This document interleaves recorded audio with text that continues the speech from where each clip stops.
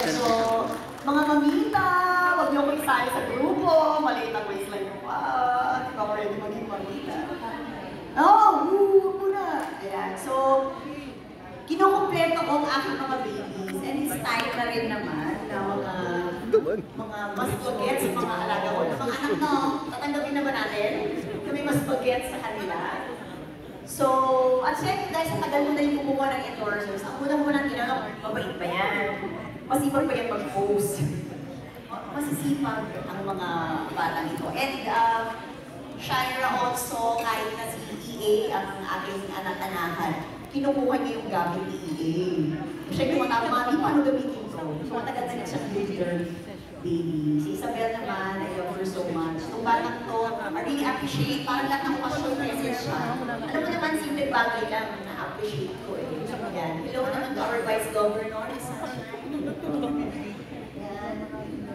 Mare.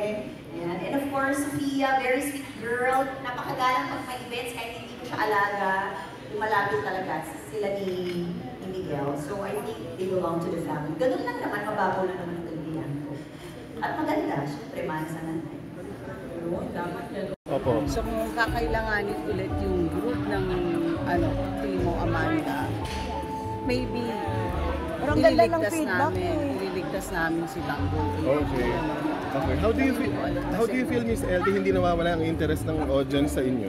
Kasi maski kami hindi namin alam kung ano yung istorya. Alin ba yun sa amin? Sa show po. Sa show. O yun na nga, kasi maski kami hindi namin alam kung saan pupunta, saan man. Ay, salamat sa love team. Ayan, Grabe yung love team. team. Grabe yun. Oh, may ka-love team ka. O, salamat naman. Nawala yung fakundeng. So, tuloy-tuloy pa rin ang primanda. Oo. Parang ano lang yan, mga Katniel, mga church. So, yun nga, anong masasabi mo? Nako-compare kayo sa Katniel. O, at least, yung sa amin, buhay pa. Oo nga. Kaya ka na nako-compare sa mga Oo naman, Diyos ko naman, parang di ba pag napatikan na katulad mo? Katulad natin, syempre, added yun.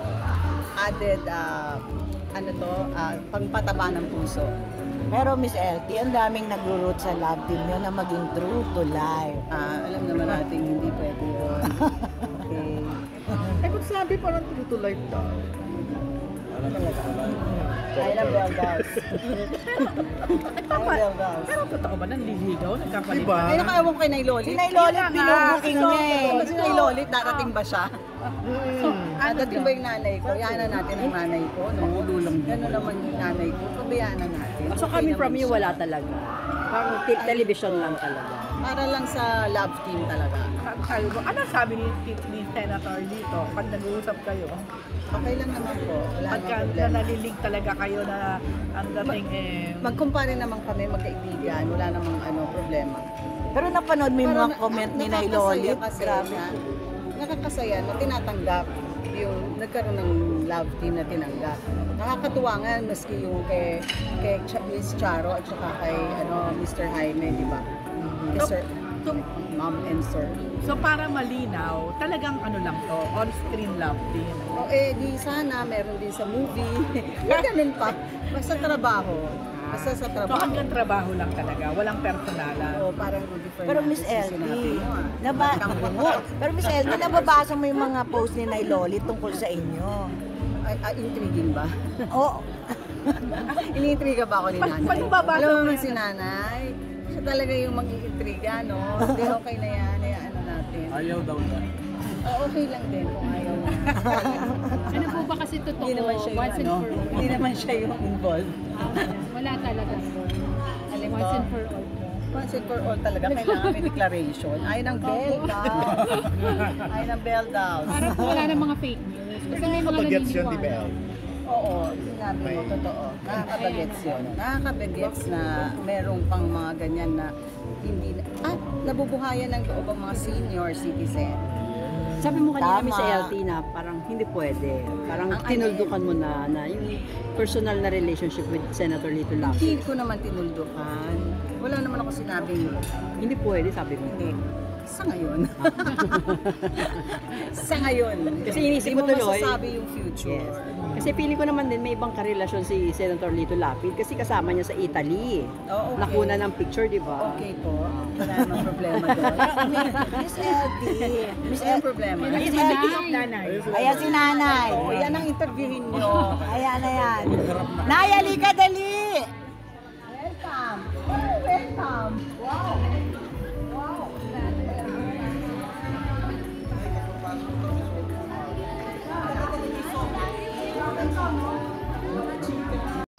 So, mga mamita, huwag niyo ko isali sa grupo. Maliit ang waistline niyo pa. Ikaw ready maging mamita. Huwag mo na. Ayan. So, kinukumpleto ko ang aking mga babies. And it's time na rin naman na mga mas bagets sa mga alaga ko. Mga anak no, tatanggapin na ba natin? Kami mas bagets sa kanila. So, at syempre dahil sa tagal mo na yung kumuha ng endorsements, ang unang-unang tinanong, mabait ba yan? Masipag ba yan mag-post? Masisipag ang mga batang ito. And Shira also, kahit na si EA ang aking anak-anakan, kinukuha niya yung gamit ni EA. Siya yung mga mami, paano gamitin ko? So, matagal na siya girl baby. Si Isabel naman, I love her so much. Itong batang to, I really appreciate, parang lahat ng passion message siya. Alam mo naman, simple bagay lang na-appreciate ko eh. Yan. Hello naman to our Vice Governor. Yan. Mare. Yan. And of course, Sophia, very sweet girl. Napakagalang pag may events, kahit hindi ko siya alaga. Lumalapit talaga sila ni Miguel. So I think they belong to the family. Ganun lang naman, mababaw na naman ang kaibigan ko. At maganda, syempre, mansa na. Ikaw na lang sumagot. Maglalandi yun, no? Alam mo, hindi. nagsimulang mag-anak. Ayoko na, ayoko na. Hanggang ngayon, Layas ako. first time ko nakatanggap ng regalo sa kanya. Hoy, matagal na yan. Hoy! Birthday mo pa yun, Ma. Kaya nga. May pa yun, no? Pag mula nang nagkakilala kami, ngayon ako nakatanggap ng regalo sa kanya, no? Dahil gusto ko niyang hasil. Ay, excuse me po. White Castle. Bibigay ko sa iyo. Miss LT, One time. White tanong na Castle. lang po. Wala bang plano na gumawa ng pelikula this year or even next Meron akong year? ginagawa, Espantahol, papalabas na. Tapos niya na? Ano na lang, mga effects na lang. So tomorrow meron pa ako. May playdate na po kayo? Pinapasok nila sa Metro Manila Film Fest. Sana makapasok. Oo, bongga yun. Since, when was the last time nagkaroon ka ng movies? Nagkaroon kami ni Chito, Direk Chito. Patayin sa sindak ang last namin ni Direk Chito. Pumasok pala sa MMF yun. So, anong Patayin feelings? sa sindak si Barbara. Ito ngayon, hindi pumasok. Hindi ko alam, walang MMF pa So, yata. ang tagal mo na? Ay, Matagal na.